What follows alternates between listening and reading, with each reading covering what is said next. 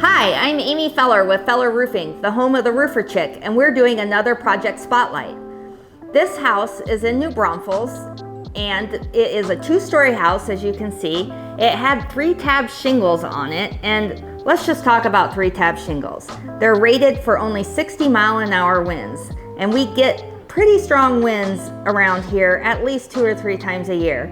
So if you have, especially if you have a two-story house, 3-tab shingles are not a good idea.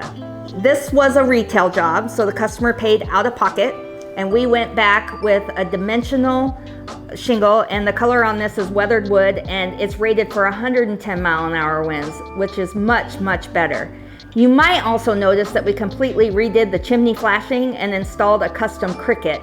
And now what a cricket does is it creates a ridge on the back of the chimney. I'm sure we'll show you a picture, and it diverts water around the chimney so that debris doesn't build up on the backside and create damming. Thank you for joining us today for another project spotlight, and we hope to see you again soon. I'm Amy with Feller Roofing, home of the Roofer Chick.